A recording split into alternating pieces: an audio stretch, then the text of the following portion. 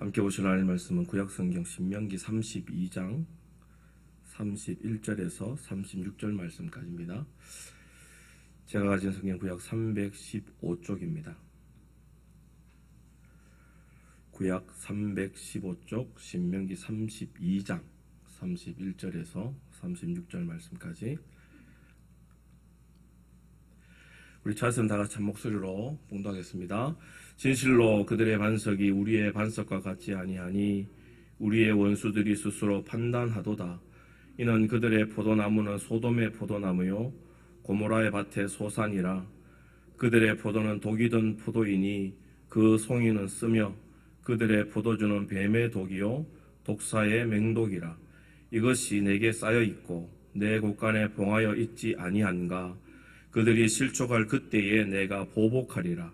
그들의 환난 날이 가까우니 그들에게 닥칠 그 일이 속히 오리로다. 참으로 여호와께서 자기 백성을 판단하시고 그 종들을 불쌍히 여기시리니 곧 그들의 무력함과 갇힌 자나 노인자가 없음을 보시는 때로다. 아멘. 구약 성경을 보면 하나님의 종 선지자이면서도 감히 하나님의 뜻에 불순종하고 또 하나님의 뜻에 반기를 드는 선지자들이 있었습니다. 대표적인 사람이 요나와 하박국입니다.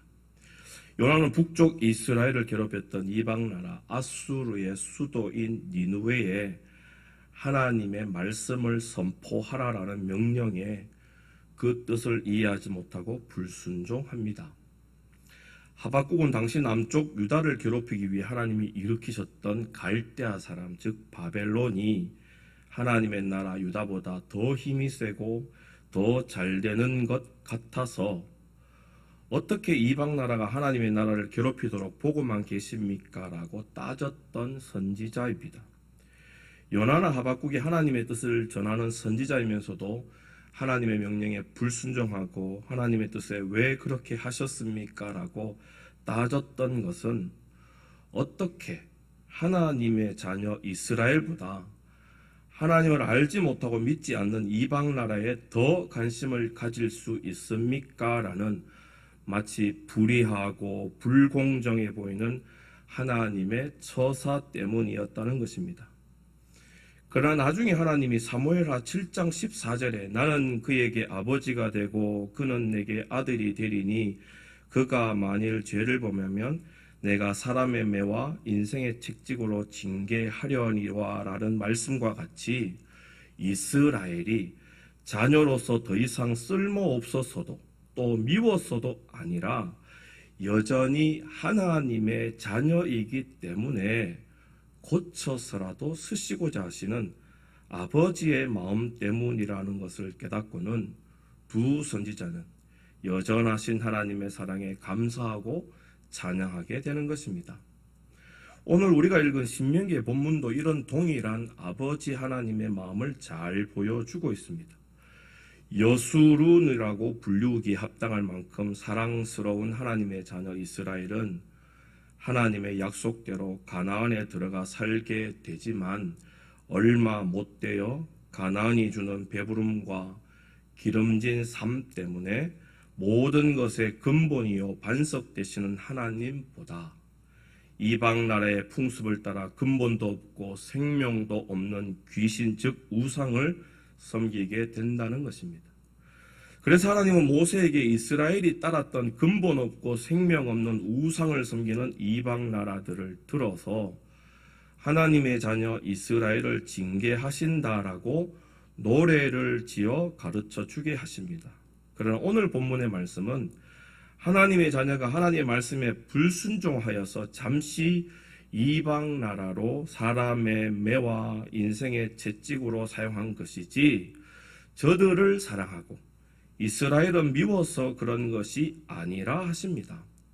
오히려 잠시 도구로 사용한 이방 나라는 저들의 죄로 하나님이 멸망시키실 것이고 매를 들어 가르친 하나님의 자녀 이스라엘은 다시 회복시켜 주신다라고 하는 것이 오늘 함께 읽은 본문의 말씀입니다. 다시 오늘 본문을 보시면서도 좋겠습니다. 오늘 본문 31절을 다시 보십니다. 이방 나라 원수들의 근본 없는 신이 반석과 같은 우리 하나님과 같지 않으며 이것은 이방 나라인 그들도 잘 알고 있다. 그리고 32절과 33절을 보면 원래부터 그들의 포도나무는 불과 유황으로 멸망당한 소돔의 포도나무요 고모라의 밭의 소산일 뿐이다. 그래서 그들의 포도는 독이 든 포도라 그 송이는 쓰며 33절에 그것으로 담근 그들의 포도주는 독사의 맹독과 같아서 반드시 죽음의 멸망을 보게 된다.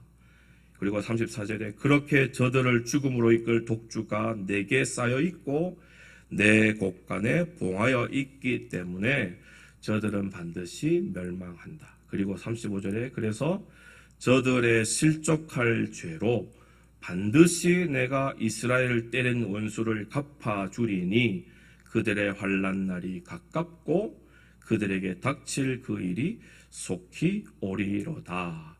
그러시면서 이방 나라에 대한 이런 말씀과는 달리 36절을 보면 여호와께서 자기 백성을 징계하신 후에 가첩거나 노역거나 상관없이 이스라엘의 기진맥진함을 보시고 하나님은 종들을 다시 불쌍히 여기신다. 다시 하나님의 자녀된 귀한 모습과 권세로 회복시켜 주신다라고 말씀해 주십니다. 지금은 하나님의 자녀들이 하나님께 불순종해서 이방나라라고 하는 사람의 매와 인생의 채찍으로 징계를 당합니다. 그러나 하나님의 공의와 정의의 심판이 끝나고 나면 하나님은 저들을 불쌍히 여기셔서 다시 하나님의 자녀로 회복시켜 주시는 것입니다. 그리고는 하나님의 자녀들을 위해 사람의 매와 인생의 채찍으로 사용한 이방나라는 소돔과 고모라가 멸망당한 것처럼 원래부터 가지고 있던 저들의 죄로 때문에 반드시 하나님께서 멸망의 심판을 내리신다라고 오늘 말씀은 가르쳐 주시는 것입니다. 그러므로 오늘 본문을 통해 하나님은 당시 이스라엘은 물론 오늘날을 살아가고 있는 저와 우리 성도님들에게 중요한 것을 다시 가르쳐 주시고자 하십니다. 그 첫 번째가 우리를 한번 자녀 삼아 주신 하나님의 약속 있는 사랑은 절대로 변하지 않는다는 것입니다.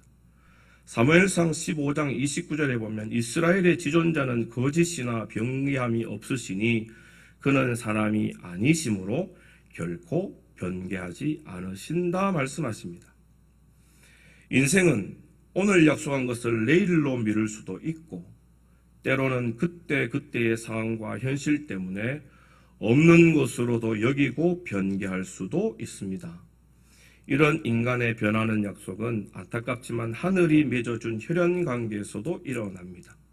자녀는 자신의 이익 때문에 부모를 모른다 합니다.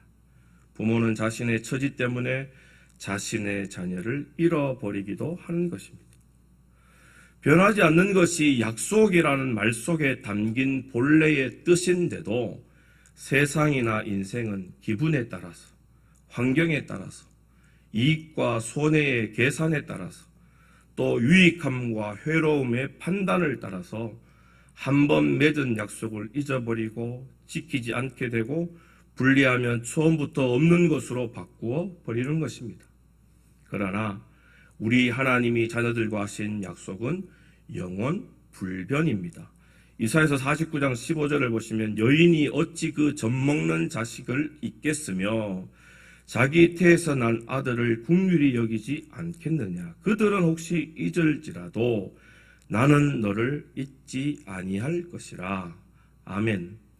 하나님 우리 아버지는 만세전부터 저와 우리 성도님들을 하나님의 자녀로 작정하시고서는 하나님의 독생자 예수님을 약속대로 이 땅에 보내셔서 천국 백성 삼아 주셨습니다. 그리고 이 땅에서 천국을 누리고 장차 들어갈 천국을 유업으로 누릴 소망을 약속으로 보게 해 주셨습니다. 그래서 약속하신 자녀들이 세상의 유혹으로 스스로 자녀된 약속을 어기려 할 때로는 고난과 힘듦과 눈물과 어려움을 통해서라도 다시 하나님의 자녀된 약속을 잊어버리지 않게 해 주시는 것입니다. 그래서 이런 아버지 하나님의 사랑을 깨달은 믿음의 선진들은 시편 119편 71절에서 고난당한 것이 내게 유익이라 이로 말미암아 내가 주의 윤리를 배우게 되었다 고백합니다.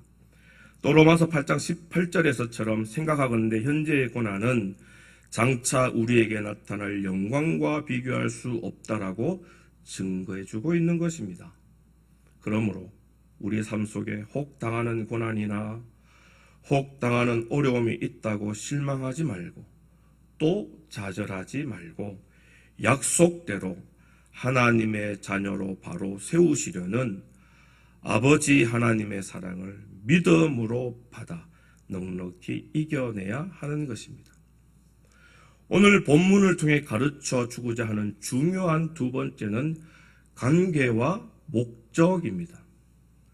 세상과 사람을 창조하신 하나님은 첫사람 아담을 만드시고는 아담이 예전 성경에는 독처하는 것이 좋지 못하니 요즘 성경에는 혼자 사는 것이 좋지 아니하니 내가 그를 위하여 돕는 배필을 지으리라 라고 하시면서 하나인 아담에게서 둘이 되는 하와를 만들어 주십니다.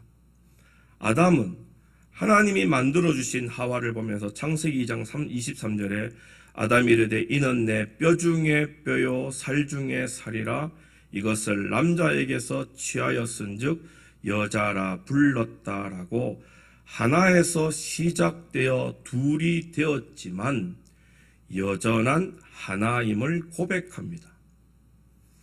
이런 아담의 고백에 하나님도 창세기 2장 24절에 이러므로 남자가 부모를 떠나 그의 아내와 합하여 둘이 한 몸을 이룰지로다 하시면서 언제나 둘이 하나가 되는 관계로 온전한 사람에 대한 정의를 가르쳐 주시는 것입니다.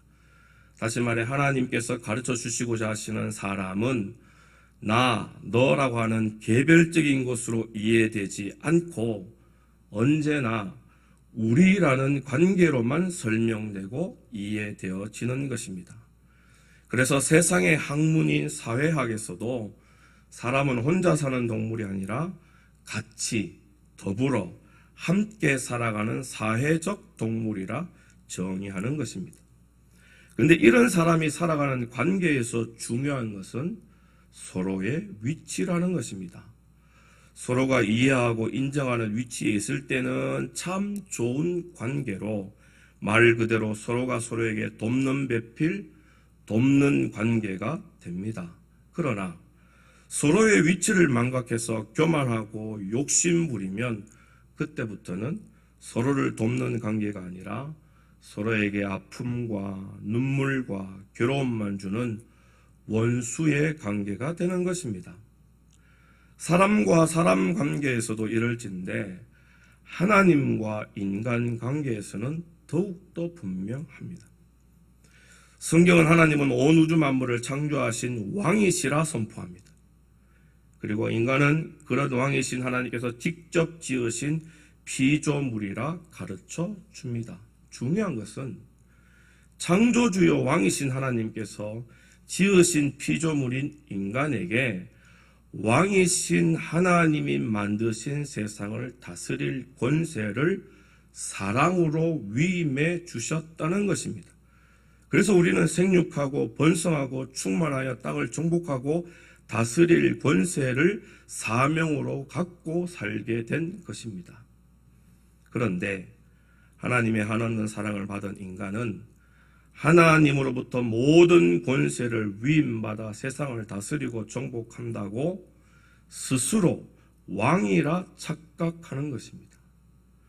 세상의 진짜 주인이 하나님이신데도 세상을 맡아 다스린다고 이제부터는 하나님 없이도 내 마음대로 잘할 수 있다라고 교만하며 욕심을 부리면서 왕이신 하나님과 피조물인 인간 관계에서 받은 위치를 망각하는 것입니다. 그래서 진짜 왕이신 하나님은 아무것도 아닌 자들을 들어서라도 착각하고 망각하는 하나님의 자녀들을 가르쳐야 했다는 것이 오늘 본문의 말씀인 것입니다. 사람의 매와 인생의 채찍을 사용하고 계신 분이 예전 온 땅과 인간을 만드시고 모든 권세를 자녀들에게 사랑으로 위임하신 분이심을 잊지 말라 가르쳐 주십니다.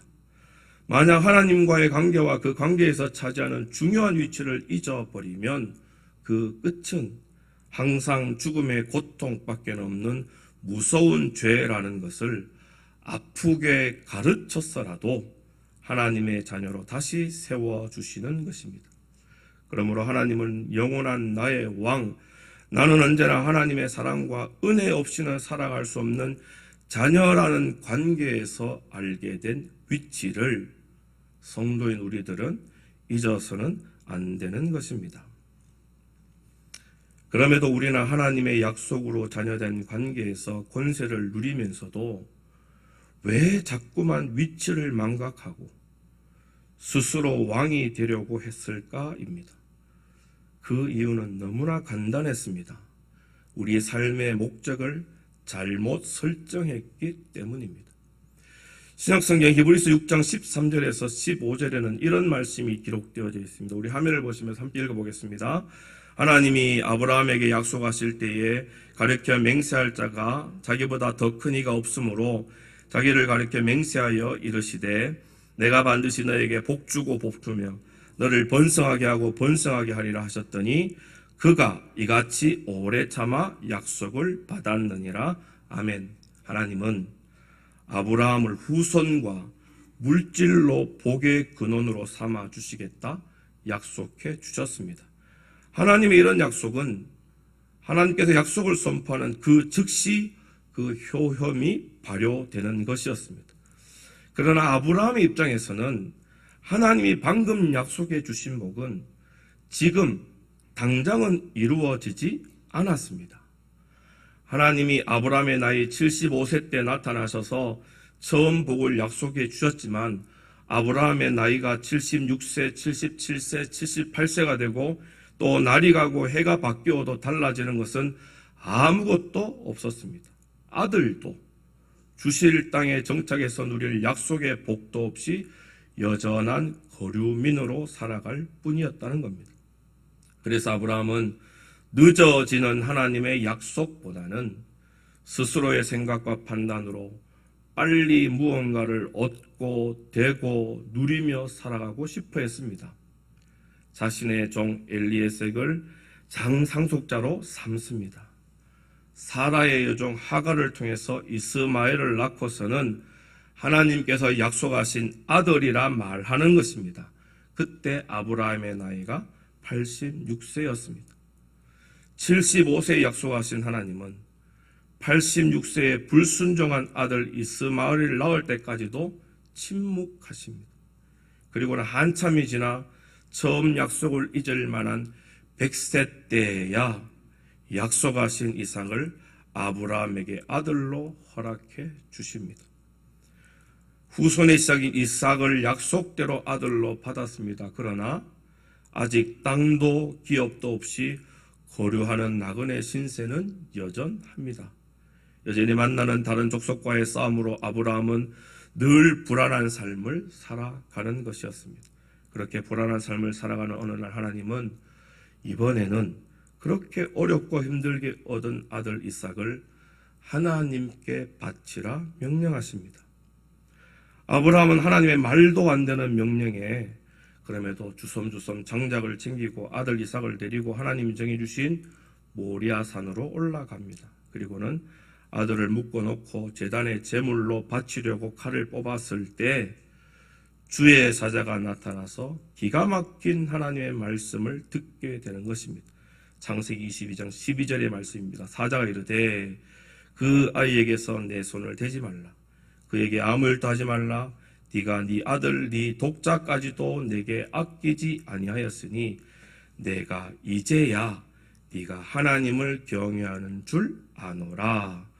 아브라함이 겪은 창세기 22장의 사건과 12절에 듣게 되는 하나님의 평가를 히브리서 6장 15절은 그가 이같이 오래 참아 약속을 받았다라고 말씀하시는 것입니다. 그리고 이 사건의 결말 이후에 아브라함은 거류민의 신세를 끝내고 부엘세바를 땅의 기업으로 얻게 되고 그 땅에서 처음 하나님의 약속하신 대로 복의 근원으로 살게 되는 것입니다. 하나님은 아브라함에게 늦은 것 같아 보여도 진정한 기쁨과 평안을 약속해 주셨습니다. 생명이 낳고 그 생명이 또 다른 생명을 낳는 기쁨과 세상이 주는 찰나가 아니라 영원한 하늘의 평안을 누리도록 아브라함에게 약속해 주신 것입니다. 그러나 아브라함은 오래 걸리는 하나님의 기쁨과 평안의 약속보다 지금 빨리 가지고 누릴 수 있는 세상의 재미와 세상이 주는 편안을 더 소망했던 겁니다. 하나님은 생명이 주는 참된 기쁨과 하나님께로부터 오는 영원한 평안의 복이 하나님의 자녀된 아브라함 인생의 목적이 되도록 약속해 주셨습니다. 그러나 아브라함은 하나님 모르는 세상 모든 사람들이 다 그렇듯이 썩어지고 없어질 세상이 주는 잠깐의 재미와 편안을 삶의 목적으로 삼고자 했다는 것입니다. 그 증거가 앞에서 본 대로 스스로의 생각과 판단으로 낳은 이스마엘입니다. 그러니 아브라함의 잘못된 삶의 목적을 처음 하나님이 약속으로 이루시려는 목적대로 살도록 아브라함이 느끼기에, 그리고 오늘날 우리도 알 수 있듯이 고통과 힘듦으로 이해되는 오랜 시간을 들여서라도 하나님을 인생의 목적으로 믿을 수 있는 사람으로 만드셔야만 했던 것입니다. 그리고는 독자 이삭을 바치는 시험으로 그동안 세상이 주는 재미와 편안을 목적으로 쫓던 아브라함에서 하나님께서 주시는 생명의 기쁨과 영원한 평안을 삶의 목적으로 바라는 믿음의 사람으로 마침내 만들어내고 마셨던 것입니다. 우리가 하나님과의 관계에서 왕으로 알고 있으면서도, 그리고 하나님의 약속 있는 말씀을 지켜야 할 법으로 알고 있으면서도 이스라엘처럼 자녀된 약속의 복을 누리지 못했던 것은 바로 하나님이 주시는 생명의 기쁨과 하늘의 평안을 삶의 목적으로 두지 않고 세상이 주는 한순간의 재미와 쾌락, 그리고 잘 살아가는 것 같이 보이는 세상의 편안함만을 삶의 목적으로 두고 쫓았기 때문입니다. 오늘 하나님이 출애굽 2세대들에게 하나님을 모르는 이방 나라를 사람의 매와 인생의 채찍으로 고통스럽게 하신 것도 동일한 이유에서입니다. 하나님을 왕으로 알고 믿고 살아가는 하나님의 자녀는 하나님의 약속하신 생명이 진정한 생명이 되어지는 기쁨과 그 어떤 세상도 어찌할 수 없는 하늘로부터 임하는 평안을 삶의 목적으로 두고 살아가야 하는 것입니다. 단순히 땅이 주는 배부름과 기름짐의 삶이 목적이 되어버리면 땅이 주는 재미와 편안으로 그 순간은 잘 살고 있다고 여길지는 몰라도 얼마 있지 않아 하나님께서 선포하신 대로 땅이 저주를 받아 심판의 징계를 받게 되는 그 순간에 그 땅에서 재미와 편안을 찾던 우리도 함께 저주의 심판으로 멸망당하고 마는 것입니다. 아직 땅이 하나님의 말씀대로 완전한 저주의 심판을 받지 않았는데도 땅이 내어주는 재미와 편안함만을 바라고 쫓고 추구하다가 벌써부터 슬픔과 고통을 당하는 믿음 없는 사람들의 모습을 우리는 쉽게 또 많이 보게 되는 것이 그 증거입니다. 사랑하는 성도 여러분, 약속의 가나안을 목전에 두고 있던 이스라엘은 세상이 주는 배부름과 기름진 삶을 누리려고 왕이신 하나님과의 관계를 잊어버립니다. 그리고 자녀된 위치에서 누릴 기쁨과 평안의 약속을 버리고 오히려 썩어질 땅이 내어주는 재미와 편안을 삶의 전부로 목적으로 여기고 마는 것입니다. 그래서 하나님은 약속대로 이방 나라를 들어 하나님의 말씀과 약속의 지엄하심이 무엇인지, 위대한 왕의 위엄과 능력이 어떤 것인지를 가르쳐 알게 하십니다. 그것이 한 번 정하신 하나님의 자녀들을 끝까지 포기하지 않으시는 하나님의 사랑입니다. 그 사랑이 하나님을 믿지 않은 저들의 죄로 반드시 멸망당할 이방 나라와는 달리 하나님이 주시는 기쁨과 평안을 다시 누리게 해 주신다. 오늘 본문 말씀으로 약속해 주시는 것입니다. 그러니 다시는 세상이 주는 찰나의 재미와 편안 때문에 하나님을 알고 하나님을 믿는 믿음을 포기하거나 버리면 안 되는 것입니다. 오직 하나님은 나의 왕이시며 나에게 생명의 기쁨과 영원한 평안을 주시기 위해 한 번도 그 사랑의 약속을 변개치 않으신 내 아버지이심을 반드시 믿어야 하는 것입니다. 그러면 세상에서 찾았던 재미와 편안보다 더 본질적이고 더 영원한 기쁨과 평안을 다시 하늘로부터 받아 누리는 하나님의 복된 자녀로 살게 되는 것입니다.